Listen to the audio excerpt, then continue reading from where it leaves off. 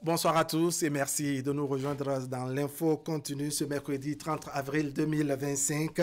On se permet de fouiner un peu le nez dans le couvent et les coulisses des partis politiques alors que les jours qui nous conduisent vers les élections générales de 2026 s'égrènent. L'on s'interroge sur les critères qui vont prévaloir dans la confection des listes pour les élections législatives et les communales qui s'annoncent groupées. Un travail de fourmi devra se faire au sein des partis politiques. Un exercice à même de donner de l'insomnie aux responsables des partis et créer éventuellement des frustrations chez les militants. Alors, comment contenir les mécontents et quels critères mettre en jeu pour une liste électorale réussie? Pour répondre à ces interrogations, nous sommes ce soir entre confrères. À ma gauche, Sergino Lokosu. Sergino, bonsoir. Bonsoir Wahab, bonsoir Romuald, bonsoir à tous. Allez, Romuald, bonsoir. Bonsoir Wahab, bonsoir Sergino, bonsoir aux téléspectateurs. Allez, bienvenue sur le plateau de l'info continue. Allez, les élections communales législatives s'annoncent à grands pas. Comment appréhendez-vous, je dirais, ces consultations électorales, Sergino Lokosu? Je crois que ce sont des consultations électorales faites de beaucoup d'opacité, de flou. Il y a beaucoup d'opacité, de flou autour de ces consultations électorales parce que à quelques mois de ces consultations, on ne sait pas qui est candidat, quelle que soit l'élection, que ce soit législative, communale ou même les élections présidentielles. On ne sait pas exactement qui sera candidat alors qu'on devrait quand même avoir, même si c'est des noms, on pouvait déjà commencer par circuler, même si c'est des réunions, on pouvait quand même s'attendre à ces réunions. Mais pour le moment, on n'a pas ça. Ce sont peut-être les réformes qui ont été initiées au plan politique pour quand même essayer de corriger un certain nombre de choses. Et je pense qu'à mon avis que c'est vrai que ces réformes, les réformes les plus souhaitées ont l'air de mélancolie, on va dire ça comme ça. Mais il y a des choses, disons, qui sont devenues une tradition, par exemple, où à un an, ou à un an et demi des élections, on connaissait déjà quand même les figures politiques qui veulent, qui seront sur la ligne les ambitions commencent par s'afficher. Exactement, de départ. Mais pour le moment, on ne sait pas encore. On ne sait pas qui on va nous présenter et à quel moment on va nous présenter ces candidats-là. Mais je pense qu'il faut quand même présenter ces candidats tôt pour que le peuple ou les électeurs sachent ceux à qui ils ont affaire. Est-ce que ceux-là méritent leur suffrage? Parce que si on ne fait pas ça maintenant et on attend à quelques encablures de ces élections pour présenter des noms, je pense que ça va être une sorte d'imposition. Certains vous diront que vous n'avez pas les mêmes agendas que la formation politique. Alors,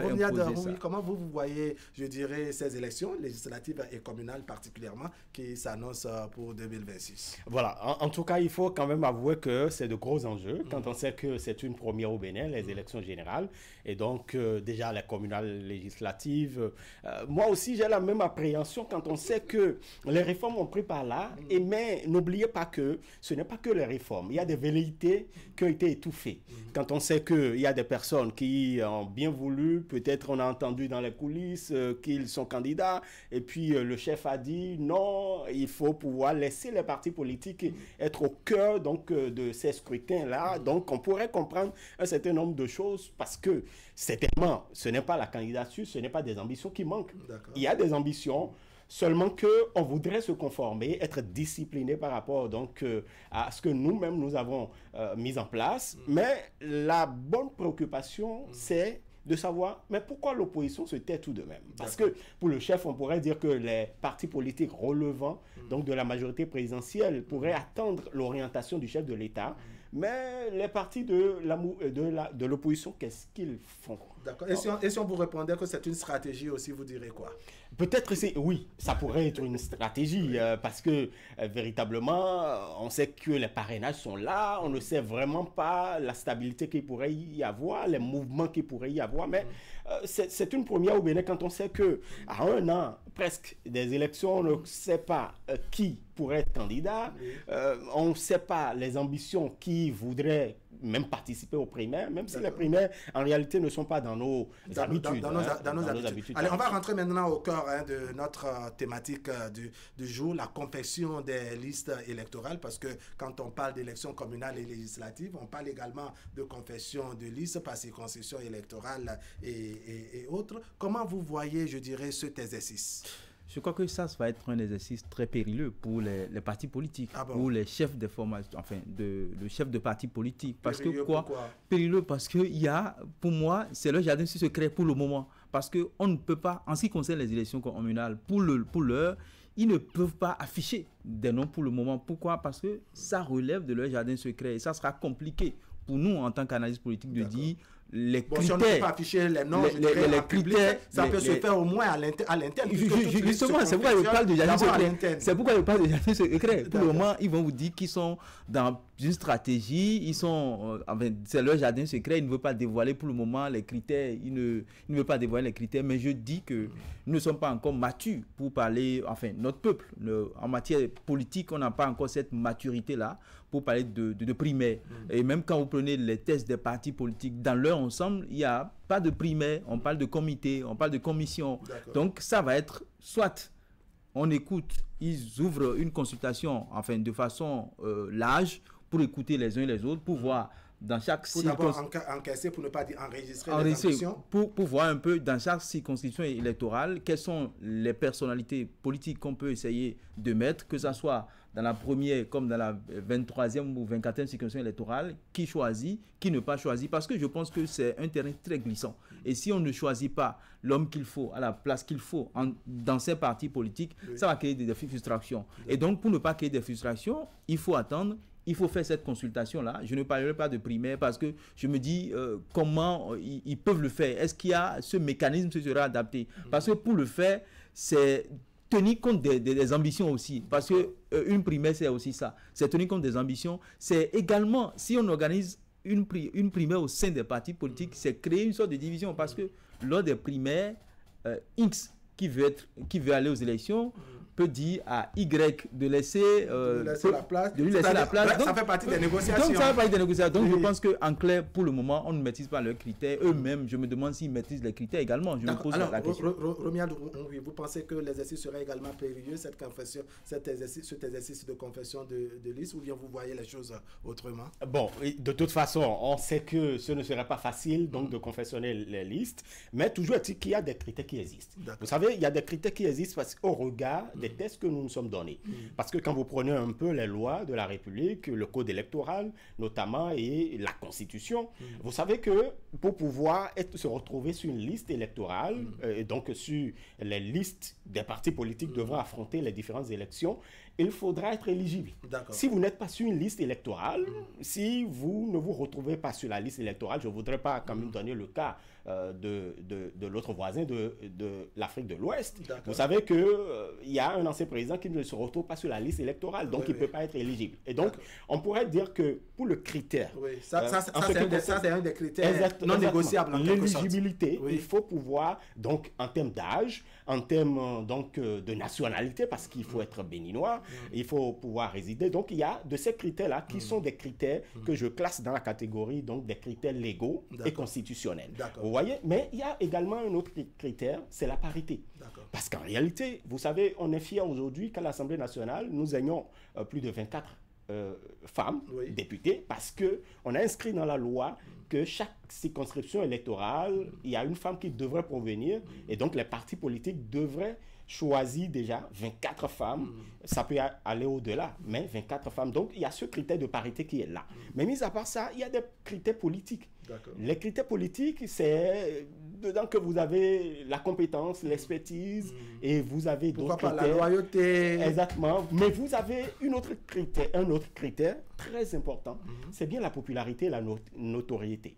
Parce qu'en réalité, quand vous prenez le code électoral, quand on parle de 20%, donc dans la circonscription électorale, on ne confie pas donc cette noble ambition-là à n'importe qui. On ne positionne pas n'importe qui. On tient compte de l'image de la personne, on tient compte donc de sa compétence, on tient compte de sa capacité à mobiliser l'électorat, on tient compte d'un certain nombre de choses. Donc la popularité, la notoriété, mais il y a également la capacité financière. Capacité financière. Un détail non négligeable également. Alors pour ceux qui seront frappés par des critères, dois-je dire, légaux, constitutionnels et autres, ils ne devraient pas s'en prendre à qui que ce soit, non? Non, je pense qu'à ce niveau, ils ne devraient pas pas s'en prendre aux partis politiques. Oui. Ça, ils n'ont mais vous pas pensez que ça respecté. peut se passer vraiment aussi facilement quand on se Non, écoutez, comme on dit au Bénin, on se connaît. on se connaît. Écoutez, c'est la loi. Et quand la loi prévoit quelque chose, il faut respecter la loi. Il faut respecter les conditions de la loi. Maintenant, à l'interne, au sein des partis politiques, il y a les critères. Il a énuméré certains critères. Il y a le critère qui compte, parce que nous sommes dans une élection de proximité, les élections communales. Ce sont des élections de proximité. Maintenant, il s'agit de celui qui va faire plus de voix. Et donc, ceux qui sont... celui qui peut faire gagner. Celui qui peut faire gagner. Et ceux qui vont rester sur tête de liste, là, ce sont les vedettes. C'est-à-dire ceux qui sont dans la circonscription électorale, ceux qui peuvent lever plus de sièges, ou bien ceux qui auront plus de voix. C'est eux qu'il faut mettre en avant et après mettre les autres. Donc je pense que ce critère est très important au sein des partis politiques.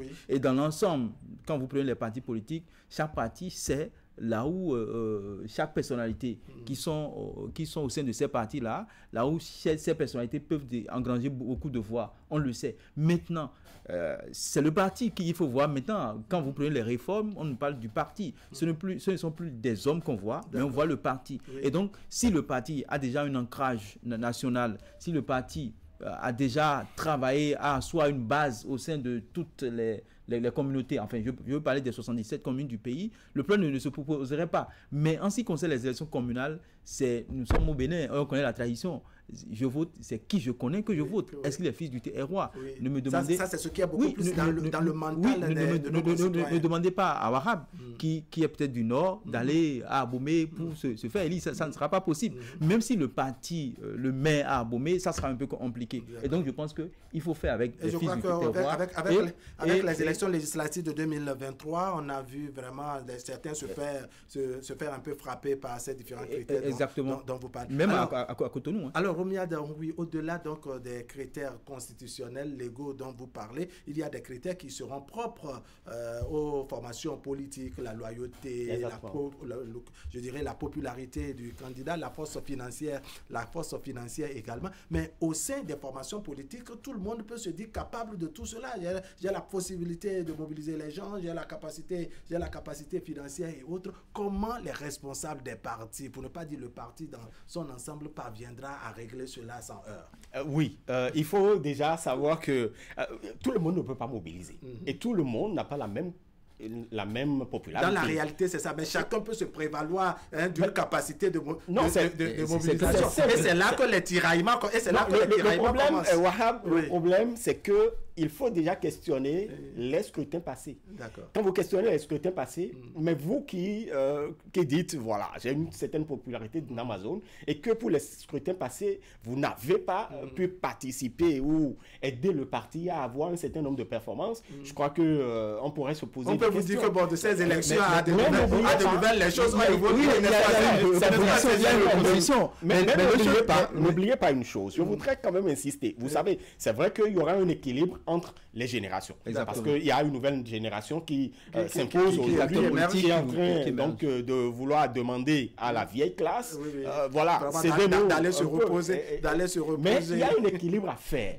Toujours est-il que, vous avez toujours besoin des anciens. Vous avez toujours besoin de ceux-là qui sont expérimentés. Et donc, n'oubliez pas, pour pouvoir régler, tout le monde n'a pas la même popularité. Franchement, tout le monde n'a pas la même popularité parce qu'il y a l'image, il y a la proximité, il y a ce que vous apportez justement pour les communautés de base. On voit tout ça parce qu'en réalité, je préfère voter pour quelqu'un qui pense à notre bien-être et qui a érigé peut-être un centre de santé ou qui a participer peut-être à l'érection d'une infrastructure qui fait du bien et qui impacte je dirais, les populations. Voilà, donc c'est important également. Dans cette cote de popularité, il y a cet aspect.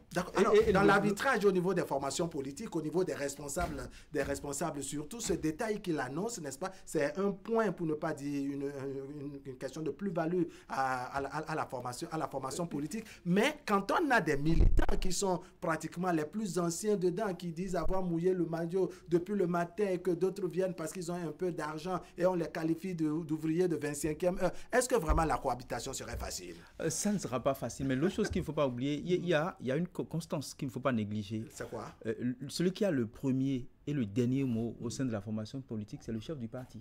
C'est lui qui décide de qui va rester sur la liste dans tel département, dans telle circonscription électorale. Est-ce que ce n'est pas interprété comme une forme de dictature? Oui, exactement, on l'a dit. Soit c'est la dictature qui s'impose. Parce qu'il n'y a pas de primaire, il n'y a pas de... Dans les tests des partis, moi je n'ai pas lu de primaire quelque part. C'est souvent un comité, une commission, mais ça se fera avec le chef du parti. C'est lui qui va imposer, où 4-5 personnes vont se réunir quelque part et décider de qui sera sur la tête, enfin qui sera tête de liste, qui sera dans telle circonscription ou dans telle autre. Donc je pense que celui qui a le premier, le dernier mot, le chef d'orchestre de tout ce balai-là, c'est le président du parti. Et donc, quelles que soient vos ambitions, quel que soit ce que vous avez fait pour la communauté, c'est lui qui décide de qui va rester ou pas, parce que aujourd'hui, avec la réforme du système partisan, on ne voit plus les personnes, on voit le parti. Et les élections communales, vous avez vu ce qui s'est passé. On a dit que c'est le parti qui choisit maintenant. Ouais, donc je pense que c'est le parti.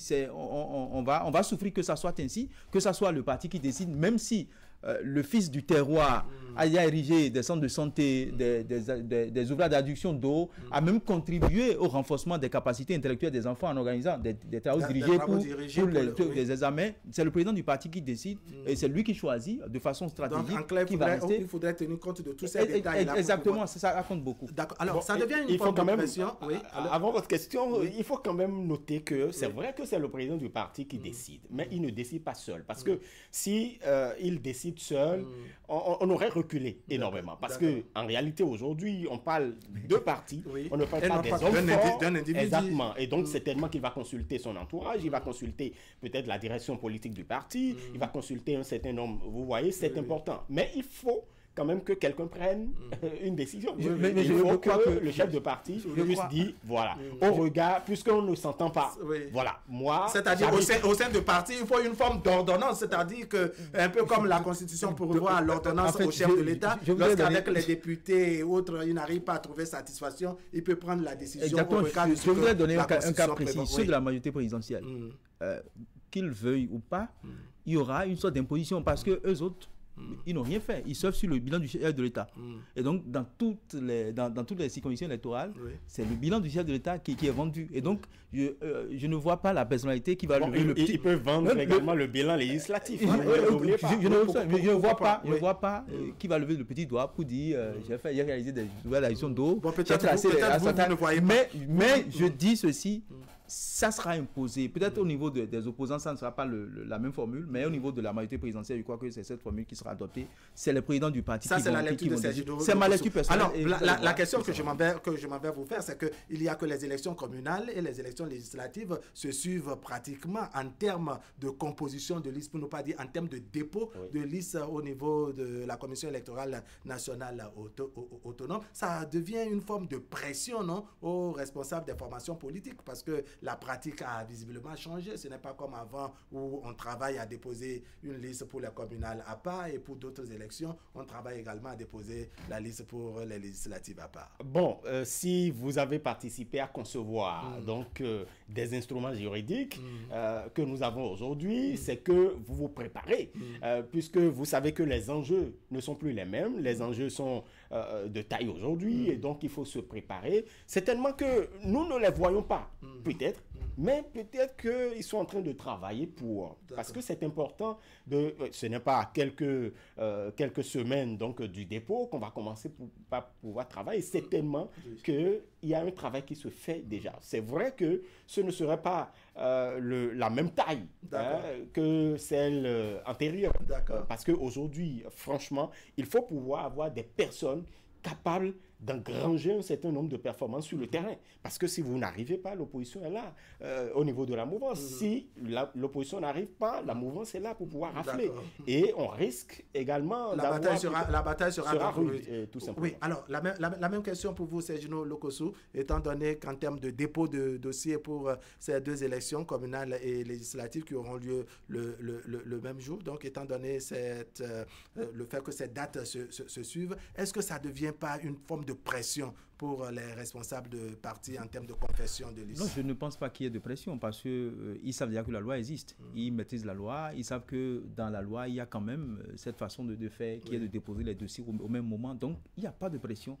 Une élection ne s'organise pas la veille. Donc, il doit prendre les dispositions qui s'imposent pour confectionner les listes et pour déposer. Je ne pense pas qu'il y ait de pression. Oui. La pression dont je parlais n'est pas forcément sur le délai, mais beaucoup plus à l'interne, comment positionner qui si X à tel endroit et Y à tel endroit pratiquement durant la même période. C'est de nature à donner de l'insomnie aux responsables des partis politiques. Non, je ne pense pas. Parce que les partis politiques, avec la réforme du système partisan, les partis devraient travailler à avoir un ancrage sur l'ensemble du territoire national. Et donc, il ne devrait pas y avoir de problème en termes de choix de personnes à rester sur les listes ou pas. Parce que si on sait que le parti a travaillé dans toutes les circonscriptions, dès qu'on va présenter une personne comme étant le candidat de la zone, tout le monde va voter parce que le parti aurait déjà travaillé à asseoir sa base au sein de cette communauté, à faire passer son message, à organiser des trucs, et on sait que le parti a une assise là. Donc je pense que ça ne va pas donner de l'insomnie. En tout cas, pour ce que je sais, pour ce que je sais, ça ne va pas leur donner de l'insomnie parce que la loi n'a pas été votée hier. La loi a été votée il y a un certain nombre d'années et ils savent déjà que pour les élections de 2026, il y a quand même des critères qu'il faut respecter. Par rapport au fait que les dates de dépôt des dossiers, n'est-ce pas, se suivent pour les législatives et les communales, est-ce qu'en temps normal, ça ne devrait pas se présenter un peu comme une forme d'opportunité également pour les responsables des partis, c'est-à-dire quand Romiade n'est pas sur la liste électorale, pour les législatives, c'est qu'au moins il est positionné au niveau des communales et autres.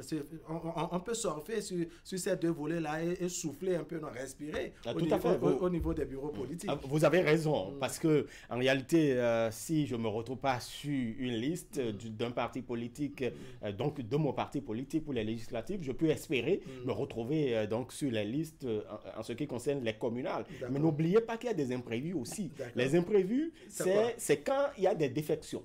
C'est quand il y a des personnes, par exemple, qui ont été mal positionnées et qui décident de claquer la porte. N'oubliez pas qu'à l'approche d'un certain nombre d'étapes consistantes, il y a le contentement peut amener des gens à faire des mouvements, voilà, plier bagages et vider les lieux. Effectivement, donc ça pourrait poser problème.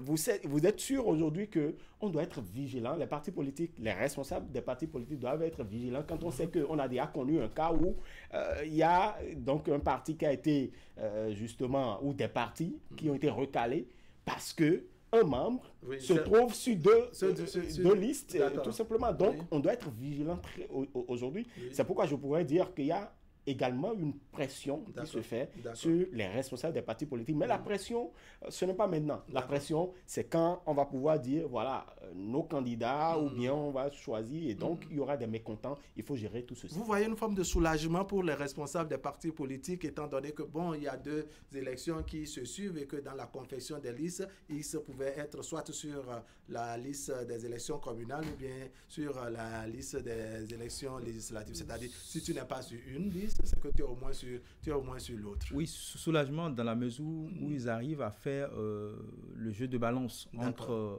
on va dire comme ça, les rapports de force et les rapports et les jeux d'influence également. S'ils arrivent à faire la balance, je pense qu'ils vont souffler. Mais s'ils n'arrivent pas à le faire, ils n'auront pas de quoi souffler un peu. Hein. Ils vont avoir des difficultés. Il a rappelé, il peut y avoir des mécontents de dernière minute qui vont dire non, moi si je ne suis pas sur la liste pour les législatives, alors là je quitte la liste. Est-ce que le mécontentement peut venir du fait que certains, par exemple, voudront être métalliquement sur peut-être la liste, sur la liste électorale des législatives plutôt que sur la liste des communales? Ça peut venir. Et ce qu'il y a lieu de faire, c'est que, je l'ai dit à l'entame, qu'il faut une large consultation pour écouter les uns et les autres, pour savoir réellement les ambitions des uns et des autres, pour leur dire, oui, vous avez des ambitions pour les élections législatives, mais pour l'heure, on ne peut pas vous mettre sur la liste pour les législatives.